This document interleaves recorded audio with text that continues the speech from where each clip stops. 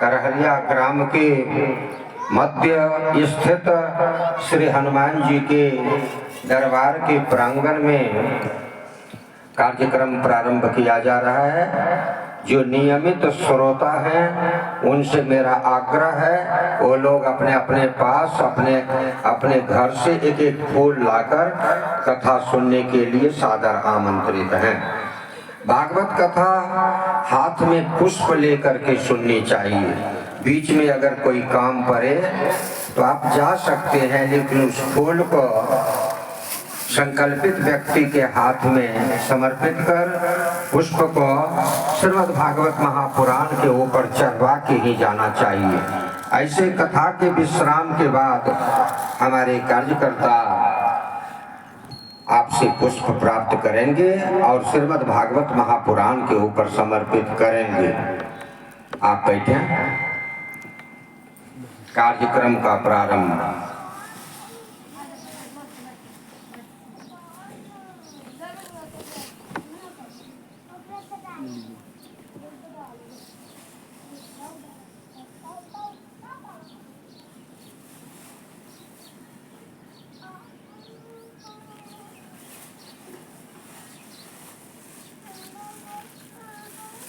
हरि ओम।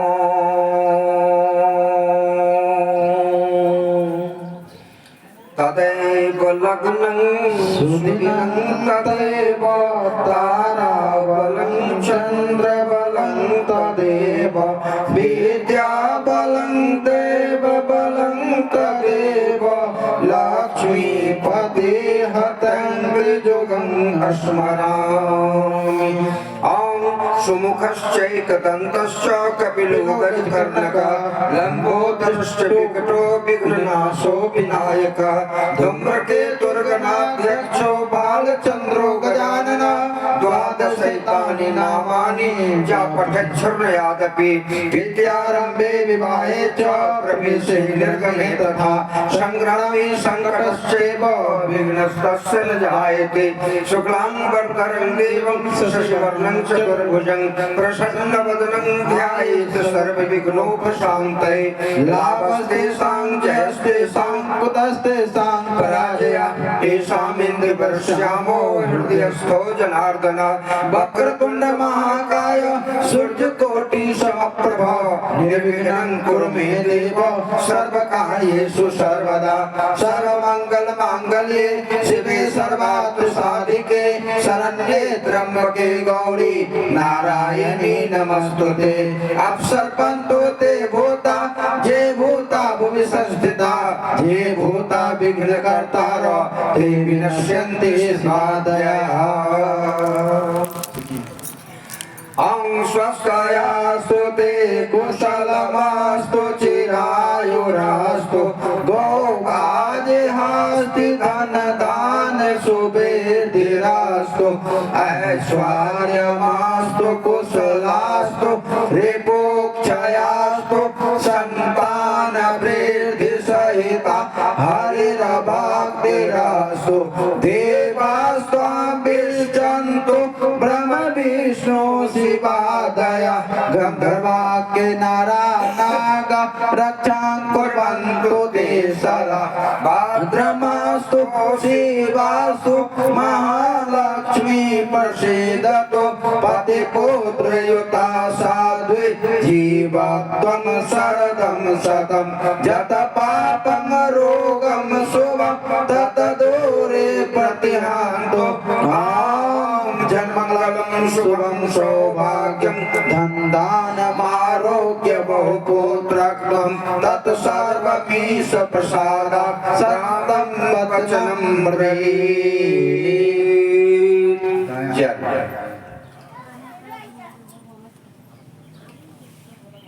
बोलिए ओम। अपवित्रः पवित्रो वा सर्वावस्थां गतो विवा यः स्मरेत पुंडरीकाक्षं स बाह्याभ्यन्तरं शुचिः पुनातो गंगा नारायण हरिः गंगा गंगेरपि जोग्रियात् सतीरपि मुच्यते सर्व पापेभ्यो विष्णु लोका सुगच्छति। छींक लीजिए माता, फिर जल लीजिए। बोलिए ओम पृथ्वी इति मंत्रस्य कूर्मो देवता आपो देवता चंद्रमा देवता वसवो देवता रुद्रो देवता। ओम पृथ्वी त्वया धृता लोका देवी त्वं विष्णुना धृता त्वं चधारे मां नित्यं पवित्रं कुरु चासनम। चारों बगल आसन कीजिए, बाएं हाथ में जल लीजिए, ऐसे अनामिका की उंगली से आचमन कीजिए। बोलिए ओम नारायणाय नमः शोधयामि, ओम केशवाय नमः शोधयामि, ओम माधवाय नमः शोधयामि। फिर बाएं गिराइए, ओम ऋषिकेशाय नमः। हाथ धो लीजिए।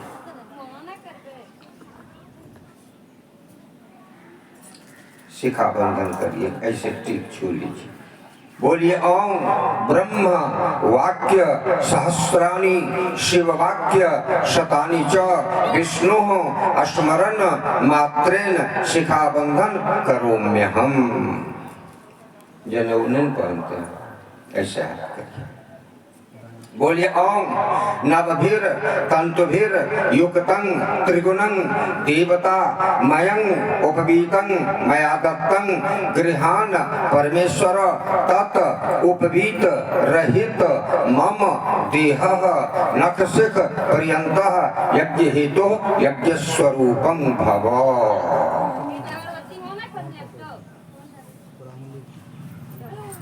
हाँ ठीक है।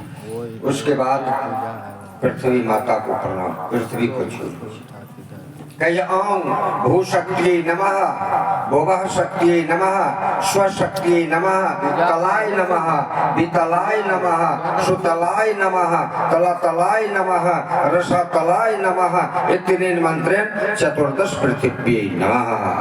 अब नीचे देखिए धरती को इसे ओम समुद्र मेखले देवी पर्वतस्तन मंडले विष्णु पत्नी नमस्तुभ्यं पाद स्पर्शं क्षमस्व मे। अब संसार को दिखाने वाले जिनके अवर्णनीय हेतु की कृपा से आपने संसार को देखा, प्रकृति को देखा, सुख दुख का अनुभव किया, हर्ष विषाद का, ऊंच नीच का, खट्टा मीठा का, कठोर मुलायम का, दृश्य का आपने अनुभव किया। ऐसे परम प्रभु का ध्यान करिए, पहले माता का और उसके बाद पिता का। माता का ध्यान करिए, कहिए ओम पितुः भार्या नमस्तुभ्यं तन्नो मातो प्रचोदयात्। अब पिता को याद करिए,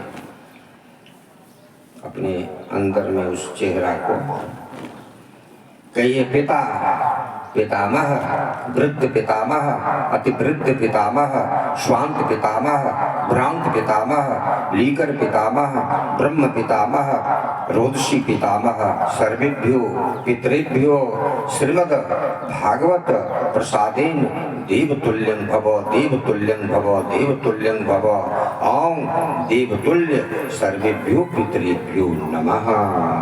नाना नानी का ध्यान करिए, ओम बोलिए ओम भूर्भुवस्वः श्री मातुलाय नमः।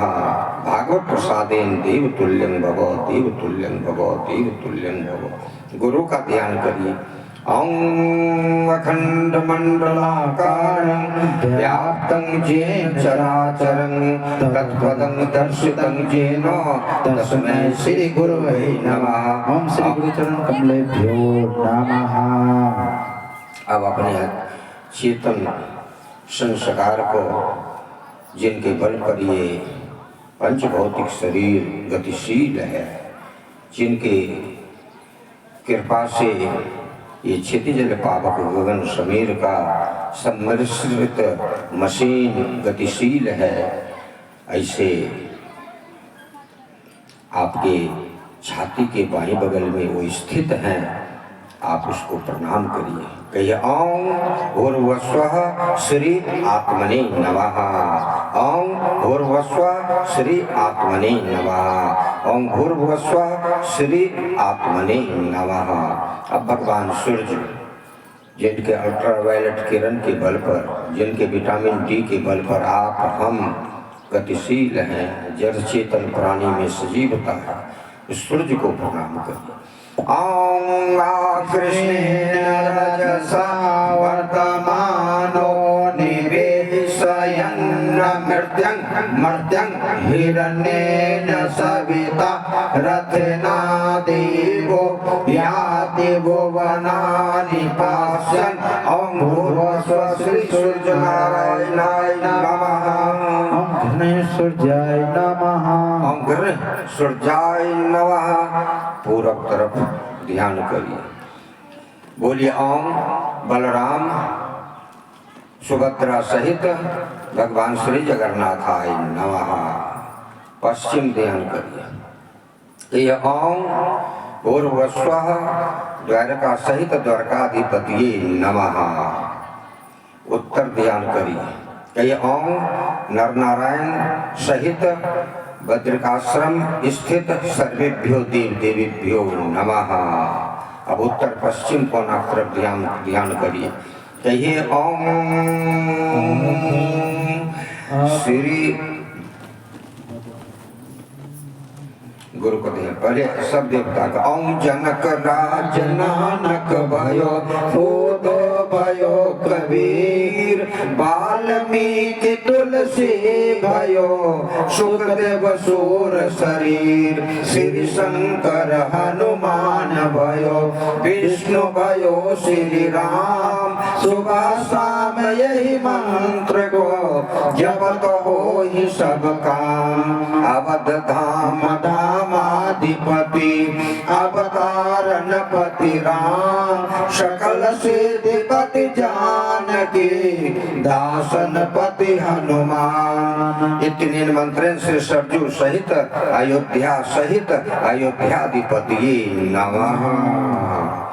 अब दक्षिण तरफ फिर ध्यान कर लीजिए, कहिए बालाजी तिरुपति स्थित बाल रूप श्री हनुमते नमः।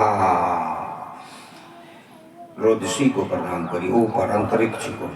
ओम ब्रह्मा मोरार त्रिपुरांतकारी भानु शशि भूमि सुतो बुधाश्च गुरोश्च शुक्र शनि राहु केतव सर्वे ग्रहाः शांतिकरा भवन्तु।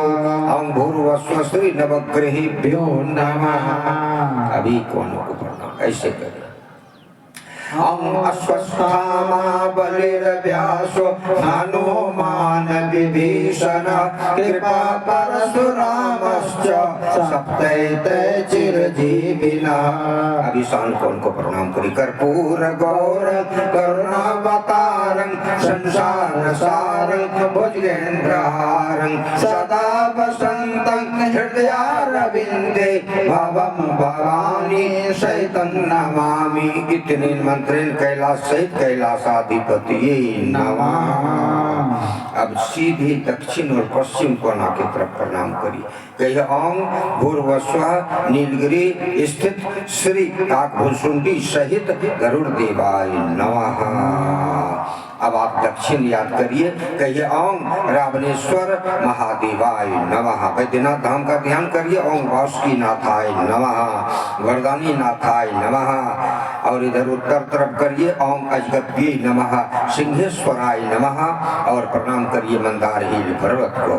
ओम मंदारं शिखरं दृष्ट्वा दृष्ट्वा कपली मुखम मधुसूदन पूजनान्ते पुनर्जन्म न विद्यते। ओम पुनर्जन्म न विद्यते।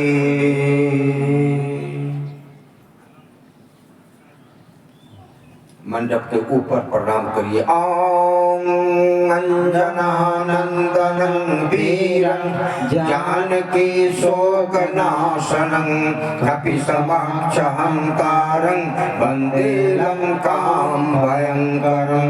ओम वीर हनुमते नमः। अग्नि कोण की तरफ ये व्यास सुत इधर पिंजरा को देखिए कि ये व्यास सुत पराशर पौत्र त्रिजग बोलते न है,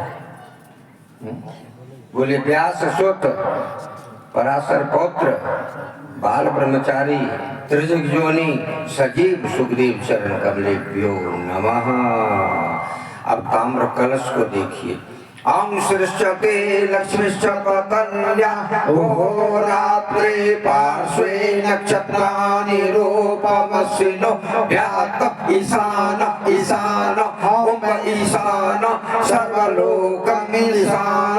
ओम शान्ताकारं भुजगशयनं पद्मनाभं सुरेशं विश्वाधारं गगनसदृशं मेघवर्णं शुभांगं लक्ष्मीकान्तं कमलनयनं योगिभिर्ध्यानगम्यं वन्दे विष्णु भवभयहरं सर्वलोकैकनाथं। ये तीन मंत्र लक्ष्मी सहित लक्ष्मी पते नमः। अब सदग्रंथ को प्रणाम करें।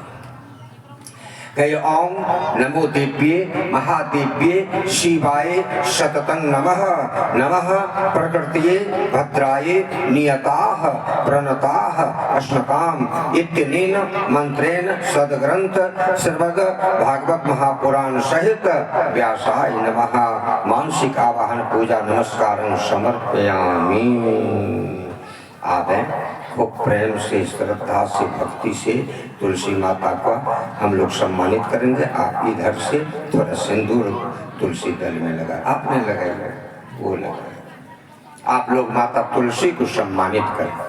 तुलसी महारानी नमो नमो महारानी नमो नमो तुलसी महारानी नमो नमो तुलसी महारानी नमो नमो हरि की पटरानी नमो नमो हरि की पटरानी नमो नमो तुलसी महारानी नमो नमो तुलसी महारानी नमो नमो धन तुलसी पूर्ण तप किन्हा तुलसी पूर्ण तप किन्हा धन तुलसी पूर्ण तप किन्हा धन तुलसी पूर्ण तप किन्हा शालिग्राम भयो पटरानी नमो नमो तुलसी महारानी नमो नमो तुलसी महारानी नमो नमो तुलसी महारानी नमो नमो हरि की पटरानी नमो नमो हरि की पटरानी नमो नमो 56 भोगवती सो व्यंजन 56 भोगवती सो व्यंजन 56 भोगवती सो व्यंजन 56 भोगवती सो व्यंजन बिन तुलसी दल एको लमानी नमो नमो तुलसी महारानी नमो नमो तुलसी महारानी नमो नमो तुलसी महारानी नमो नमो तुलसी महारानी नमो नमो तुलसी महारानी नमो नमो हरि की पटरानी नमो नमो हरि की पटरानी नमो नमो बोलिए श्री तुलसी माता की जय धर्मध्वज पुत्री वृंदा त्यक्त रूप श्री तुलसी माता की श्री तुलसी माता की श्री तुलसी माता की गाय के चेहरा का स्मरण कर लीजिए मन ही मन, कहीं से गाय का चेहरा याद आ। आम पृष्ठे ब्रह्मा मुखेर विष्णु गलीर रुद्र संस्थिता मूत्रेषु गंगा दुग्धेषु यमुना पुच्छेषु कृष्णं खुरेषु रामं संस्थिता इत्यनेन मंत्रेण श्री कपली रूप त्यक्त गौमात्रिये नमः।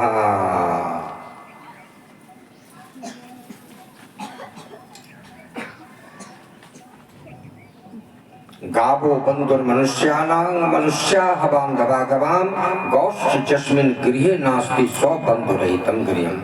अथर्ववेद के 138वें आहनी के दूसरी पाद के दूसरी ऋचा के पहले मंत्र में दिया है कि जिस गांव में गाय नहीं हो उस गांव की रोटी भंगी के घर का, डोम के घर का रोटी होता। जिस गांव में गाय नहीं हो उस गांव का पानी मूत्र के बराबर होता है, मनुष्य के मूत्र के बराबर उस गांव का पानी नहीं पीना चाहिए। हमारे स्वामी करपात्री जी महाराज ने कहा कि गाय ने मानव जीवन को नवरूप प्रदान किया है, इसीलिए ऋषियों ने इनको माँ का नाम दिया है।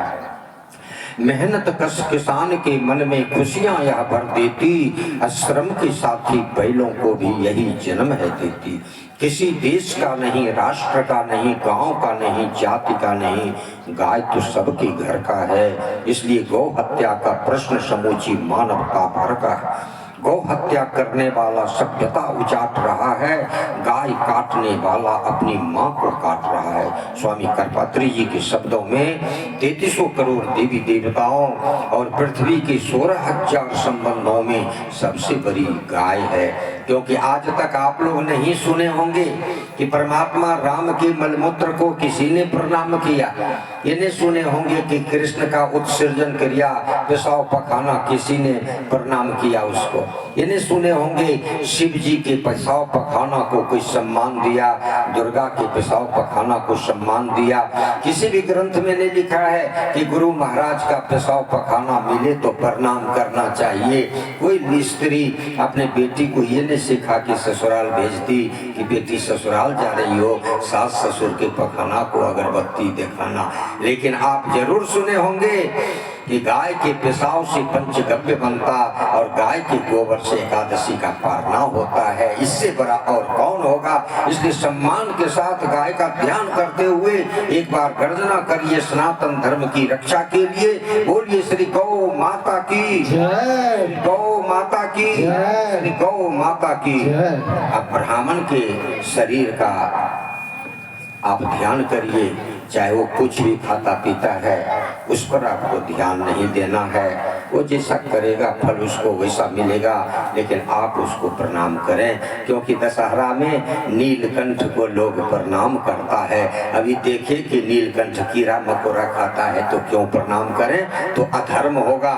यही आपके भक्त ऋषि के आश्रम के नजदीक भागलपुर में माननीय पूज्य चरण श्री ये जो है देख लिया सांप को मेढक पकड़ के खाते चानन सौदागर। ऐसा परिणाम हुआ कि उसकी बेटी को वही विषहरी मंजूषा के अंदर में घुस करके और बिहला का विधवा बना दिया बिहला को है। यानी आप लोग सुने ही होंगे भागलपुर की कथा, ये बहुत पुरानी कथा है। इसलिए जो जैसा करेगा वो भोगेगा, पर उसके शरीर को प्रणाम करने चाहिए, उनके चेहरा को प्रणाम करने चाहिए। इसलिए एक बार बोलिए ब्राह्मण देवता की जय, ब्राह्मण देवता की जय, ब्राह्मण देवता की जय, सभी नदी की, सभी पर्वत की, सभी धर्म की। एक बार आप प्रेम से, मंगलवार दिन है और हनुमान के छत्र छाया में ये कार्यक्रम चल रहा है। इसलिए चारों युगों में जो महान हनुमान जी महाराज हैं, जिनकी देन से भारत ही नहीं विश्व की जनता कृत है, जिन्होंने अपने भाष्य के द्वारा, व्याकरण भाष्य के द्वारा वर्ण को, शब्द को, वाक्य को जन्म दिया। क्योंकि यही हनुमान शिव रूप में डमरू बजाए, जिससे कि सूत्र निकला, उससे प्रत्याहार बना, उससे वर्णों का संग्रहित करके शब्द बना, वाक्य बना, तभी तो किसी का सृजन हुआ। इसलिए हनुमान जी को सम्मानित करें। जय हनुमान जी, जय हनुमान जी, जय हनुमान जी, जय हनुमान, जय हनुमान जी, जय हनुमान जी, जय हनुमान जी, जय हनुमान। चंडी काली राधे श्याम गौरी शंकर सीताराम, चंडी काली राधे श्याम गौरी शंकर सीताराम, चंडी काली राधे श्याम गौरी शंकर सीताराम, चंडी काली राधे श्याम गौरी शंकर सीताराम। जय हनुमान जी, जय हनुमान जी, जय हनुमान जी, जय हनुमान। जय हनुमान जी, जय हनुमान जी, जय हनुमान जी, जय हनुमान। हनुमान बोलिए वीर बजरंग बली की जय। हमारे यहाँ हनुमान जी का कर्म के आधार पर विविध नाम आपके पुराणों में, आपके राम विषयक ग्रंथों में और श्रीमद् भागवत महापुराण में एवं संस्कृत वाङ्मय के सबसे महान ग्रंथ हनुमान नाटक में तुलसीकृत 12 ग्रंथों में हनुमान जी को विविध नाम से पुकारा गया है। हनुमान जी का कर्म के आधार पर नाम है, जहाँ भी है वो कर्मे के आधार पर। हन्यति माना इति हनुमाना, जो अपने मान का हनन करके दूसरे के मान को बचाया वो हनुमान कहलाया। इंद्र के मारे गए वज्र को हनु पर लगने के बाद भी मूर्छित हो गए, पर वो इंद्र के विरोध में तैयार नहीं हुए, इसलिए उनका नाम हनुमान हो गया। कहीं कहीं आप और नाम सुने होंगे। एक बार रावण, एक हनुमान नाटक की कथा है कि रावण एक बार क्या किया कि एक ऐसे दूत को तैयार किया जो ढंग धरने में निपुण था, ढंग धरता था। वो आधा घंटा तक श्वास भी रोक लेता था, आधा घंटा तक पेट फुला के रह जाता था, आधा घंटा तक जीभ निकाल के रह सकता था, आधा घंटा तक आंख बंद करके भी रह सकता था। ऐसे सैनिक को रावण ने तैयार किया। बहुत भराऊ सैनिक था और अपने छोटे पुत्र अक्ष कुमार के साथ, जो जल सेनाध्यक्ष था लंका का, स्थल सेनाध्यक्ष था जम्बूमाली, जल सेनाध्यक्ष था अक्षय कुमार और वायु सेनाध्यक्ष था मेघनाद। तो वे जल सेनाध्यक्ष के पीछे में उसको भेज दिया। क्या कह के भेजा कि तुम जा रहे हो हनुमान से लड़ने, एक बात याद रखना, हमने ध्यान के द्वारा देखा हनुमान को ऊपर से कोई जीत नहीं सकता है, क्योंकि उसके ऊपर वाले की कृपा है। तुम ऐसा करो कि अब नीचे से वार करो, तुम चित सो जाना, नीचे से उसका कोई रक्षा नहीं करेगा, या तो बांध देना या वो टांग पकड़ के पटक के मारना, ऊपर से उसको जीतना बड़ा मुश्किल। तो क्या हो सकता है तुमसे? बोले हाँ हो जाएगा। बोले तो कैसे? क्योंकि जब वो दौड़ेगा तो हम चित्ते गिर जाएंगे, वो समझेगा कि मरा है और हमारे नजदीक इधर उधर करेगा तो हम नीचे से ही उसको दबोचेंगे। ठीक है। अक्षय कुमार के पीछे पीछे चला, और जब वहां से हनुमान जी को उंगली बताया कि कूदिए, तो गए हनुमान जी, क्योंकि बहुत से भट सैनिक जम्बूमाली को मार चुका था, इसलिए वो इमली के पेड़ पर बैठा था। किसी अधकटले जिसको बानर ने काटा था लड़ने के समय, वो बानर कट्टा ने दिखा दिया कि वही है, बस उंगलियों को धर लिया और वहां से सब तैयार होने लगा। सैनिक सब का सब तैयार हो रहा है एकदम। जब तक मैं यम लिया अक्षय कुमार वगैरह, तब तक वो चित्ते गिर गए। ढंग धरने वाला, पेट फुला लिया, आंख बंद कर लिया, श्वास रोक लिया। हनुमान जी की दृष्टि पड़ गई, क्योंकि हनुमान जी तो पशु जाति में भोला बाबा अवतार लिए हैं। पशु में तो ये बीमारी होती है, कितना सुंदर खाना दे दीजिए, वो बगल में उसको दिखाए बिना ढेला फेंक दीजिए, खाएगा नाद में ताकेगा उधरे, ये बीमारी उसको होती है। पशु में 2 नाद में दे दीजिए, एक में खूब सुंदर सुंदर सामान दीजिए, सुधा दाना दे दीजिए, चना का भूसा चोकर दे दीजिए, फटा हुआ दूध दे दीजिए, महुआ दे दीजिए, अच्छा चीज दे दीजिए। एक में खाली भूसे गेहूं का दे दीजिए। अब ये गैया उसको देखेगी, वो उसको अगर खुल जाए तो सुधा दाना वाला भी गैया जो है वो भूसवा को खा लेगी, उसको बुझने ही नहीं आता है, पशु वृत्ति है उसमें, है ना। इसलिए ये ताकने लगे हनुमान जी कि अरे इसको मारबो नहीं किए, ये कैसे मर गया। अब वो तो चित्ते पेट फुला के आंख बंद करके श्वास रोक के था। हनुमान जी बोले कि हम तो भोला बाबा हैं, जब तक हमसे चित्रगुप्त सिग्नेचर जमराज सिग्नेचर नहीं कराता है तब तक कोई मरता नहीं है, ये नहीं मरा है, झूठे ऐसे सोया। हनुमान जी समझ गए कि हमरे नजदीक इनके नाम से तो कोई आई समझ रहा है, इसको तो देखने का मौका नहीं। जब उधरे ताक रहे थे हनुमान जी, आई आंखों ने खोल के देख पा रहा था कि जो ही थोड़ा पिपनी के तर से ताकने का कोशिश करे कि देखे आंखें इधर है। अब तो हनुमान जी उसी को ताक रहे थे। कवितावली में बाबा लिखते हैं कि दबकी दबोरे एक बारिधि में बोरे एक मगन मही में एक गगन उरात है। हाथिन सो हाथी मारे गोरे से संघारे घोरे रथन से रथ बिदरने बलवान की लंबी लूम लसत पट कट भट देखो देखो लखन लरनी हनुमान की पर बार निहारही ताही ताकती है उसी को।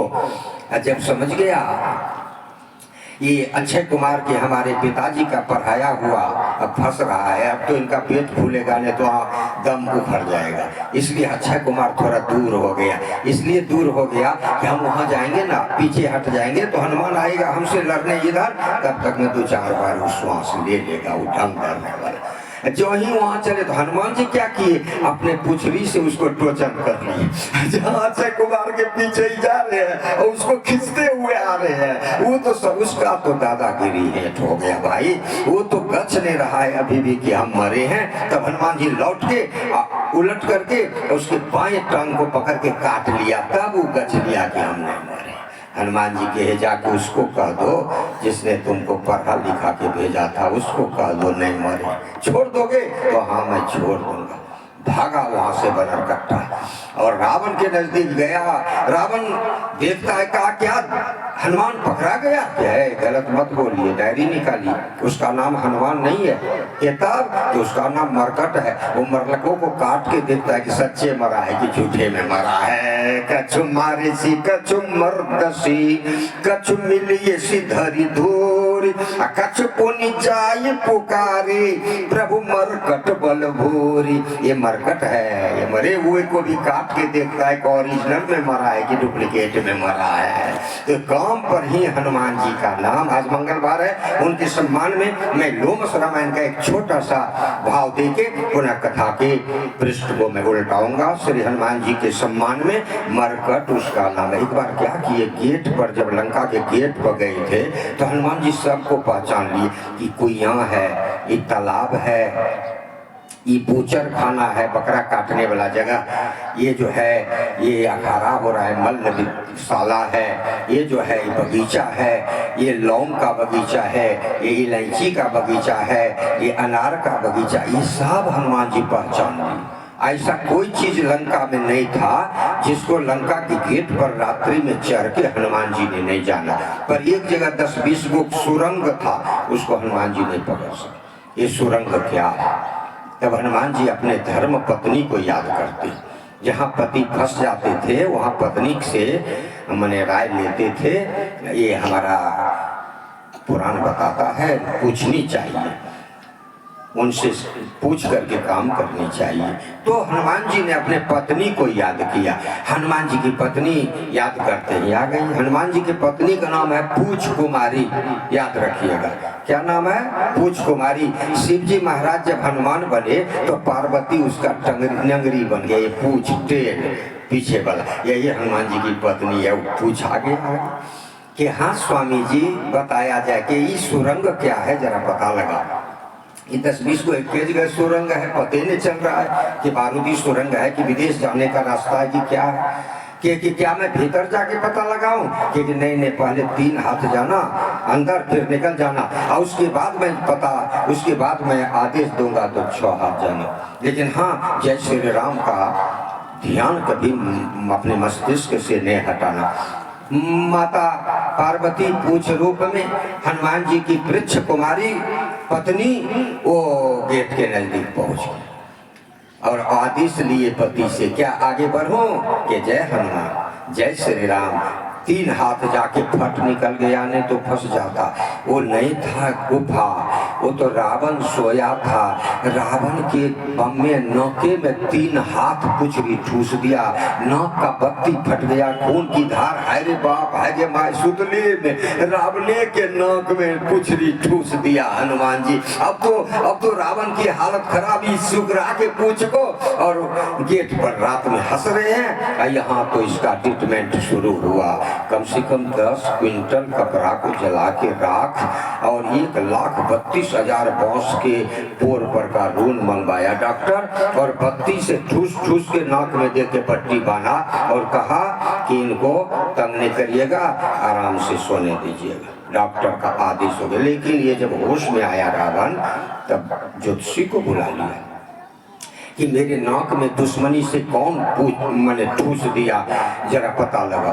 तो ज्योतिषी प्रतंड था। प्रतंड ने कहा कितना बजे रात्रि की घटना है? कि आधी रात 12 बजे।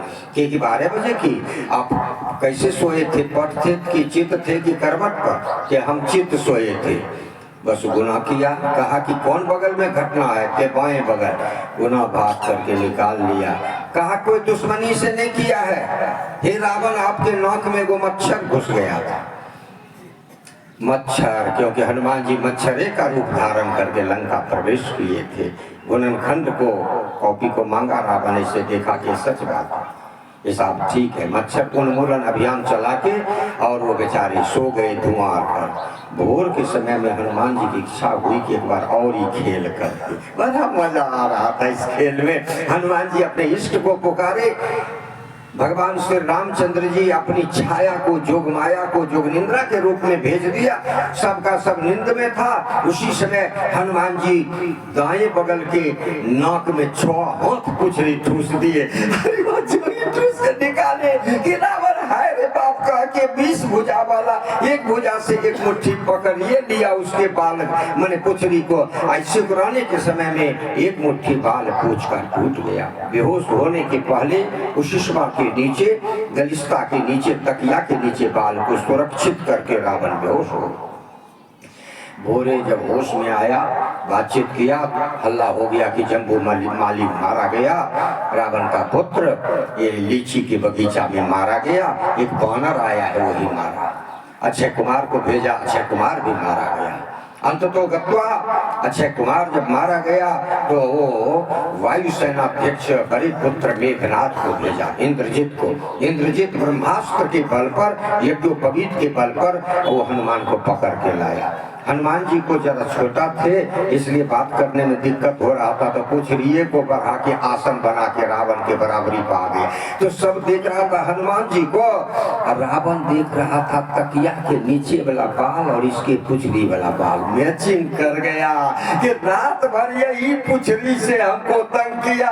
यदि ब्रवाणी सावज्ञे प्रहस्ते पवनात् वजा उवाच रावणाग्र्यपि प्रतिभा भर्णं वचा संक्षेप सूर्यते यदि बुद्धि रात्मनो हितो यदि जानकी परित्यज्य नास्ति तब जीवितम यदि भ्रातुर्वच सुरत्वा जगाद स्कंदरा दह्यतामस्तु लांगूरं प्रियपुच्छो ही वानरा। ऑर्डर दे दिया कि रात भर इसी से इसने हमको तंग किया है, इसलिए पूछे में आ लगा था। कपि के ममता पूछ पर सब ही कहु समुझाए, तेल बोरी पट बांधी पुनी पावक देहु लगाए। श्री हनुमान जी के पूछ में प्रतंड ने फूंक दिया। उस समय ब्राह्मण के फूंकने से अग्नि प्रज्वलित होता था। प्रतंड नामक दुष्ट राक्षस ने अपने फूंक से हनुमान जी के पूछ में आग प्रज्वलित कर दिया। इसलिए सबसे पहले हनुमान जी प्रतंड के ही घर को जलाया। सबसे पहले प्रतंड को, उसके बाद प्रहस्त के घर को, और उसके बाद कुंभकर्ण के घर को, बाद में जाके मेघनाथ के घर पर छलांग मार करके तब रावण के कंगू ऊपर पर जो अष्टदल कमल का ध्वजा था उसके ऊपर चढ़ करके उत्पात मचाना हनुमान जी शुरू किए थे। हनुमान जी के सम्मान में लोमस रामायण, ब्रह्म रामायण, हंस रामायण और हनुमान नाटक जैसे पुस्तक से 2-4 भाव को प्रस्तुत करते हुए मैं आपसे केवल रिटर्निंग चाह रहा हूँ कि आप लोग जय बोलें, क्योंकि जो जय बोलता है उसका जय होता है। जय जो बोलता है ना उसका जय होता है। एक बात मैं और कह दूं कि एक बार तुलसी बाबा ने पूरा रामचरितमानस विश्राम दे दिया, लिख डाला। जब रामचरितमानस दुल्ही नामक ग्राम में पूर्ण कर लिए, काशी के करीब जब आप लोग जाइएगा मुगल सराय से काशी बनारस के रूट में ट्रेन से, तो आपको दुल्ही स्टेशन मिलेगा।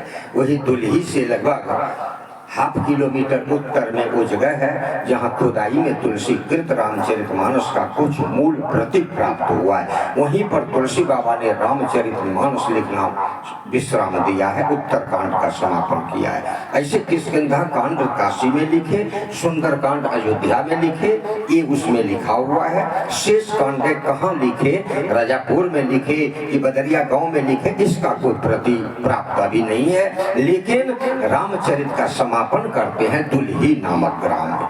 वही दुल्ही नामक ग्राम में क्या कहूँ, रामचरित जब समाप्त किए कि भंडार कौन से बादल लग गया, और वो देखते देखते तुलसीदास जी के दोनों भुजाओं में और दोनों पाँव में और मुंह के दोनों भाग में पोलियो मार दिया, लकवा मार दिया। अब वो बादल वर्षा, भीषण वर्षा की संभावना, और इनका जो है सो इनका ये उठिए नहीं रहा है। अब पुस्तक को कैसे ले जाए बताइए भैया। ये भोजपत्र पर नहीं लिखे हैं, ये ताम्र पत्र पर नहीं लिखे हैं, कागज पर लिखे हैं। ये जो कागज है सादा घास का, इसी पर तुलसी बाबा ने लिखा। कोई भले कह दे भोजपत्र पर, अभी आपको देखने का मन है तो अयोध्या जी के श्रावण कुंज में तुलसी कृत रामचरितमानस का 3 प्रति प्राप्त है, आप देख सकते हैं। वहां जाकर के आदेश लेके, नाम पता देके, मोबाइल नंबर देके आप प्रवेश करेंगे तो आपको पौने 1 घंटा तक भीतर में देखने का छूट मिलेगा, श्रावण कुंज अयोध्या जी में। आपसे मैं ये निवेदन करूं कि ये कागज पर लिखे हैं। कबीर बाबा भी कमाल से जो कुछ लिखवाए वो कागज पर, मसी कागज छुइयो नहीं, कलम गहियो नहीं हाथ। बाबा बार बार कबीर बाबा इशारा भी दिए। और तुलसी बाबा भी मानस में कहते हैं कि मैं भोजपत्र पर नहीं लिख रहा हूँ, सत्य कहो लिखी कागज कोरे। ये सादा कागज पर मैं इस बात को सत्य सत्य लिख रहा हूँ। जगह जगह पर ऐसा इशारा दिया, कागज और पानी में गलने वाला चीज, वर्षा। ये अब बेचारे को लकवा मार दिया, पोलियो मार दिया, तो उठने बैठने में तुलसी बाबा। अब लाचार तुलसी हनुमान जी को याद किए, दिन मंगलवार था, याद किए कि हे हनुमान अब तुम ही रक्षा करोगे। हनुमान जी प्रकट हो गए, हंसने लगे तुलसी को देख के।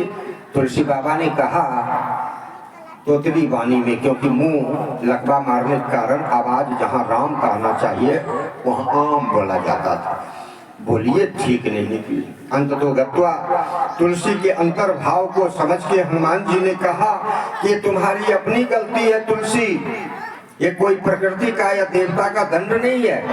तुलसी ने भाव दिखाया, कहा कि हम क्या गलती किए, कभी मैंने गलती नहीं किया।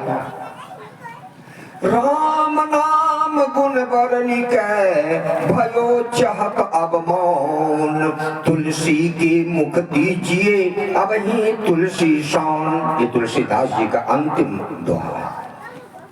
तुलसी बाबा ने कहा कि आज तक मैंने कोई गलत काम नहीं किया, भीख मांग के जिया लेकिन चोरी डकैती नहीं किया, पत्नी का त्याग किए लेकिन पराई स्त्री के तरफ को दृष्टि नहीं दिया। हे प्रभु, आपको छोड़ के मैं कृष्ण के सामने वृंदावन में नहीं झुका और कृष्ण को राम बनना पड़ा। कित मुरली कित चंद्रिका कित गोपियन के साथ अपने जन के कारण श्री कृष्ण भय रघुनाथ। इतना मैंने आपके इष्ट राम का समर्थन किया हनुमान, तो पर भी हमको लकवा मार दिया। इतनी बड़ी बीमारी कि तुमसे भीषण गलती हुई है। किसके कृपा से तुमने इतना बड़ा विभूति पाया? तो तुलसी बाबा बोले आपकी कृपा से।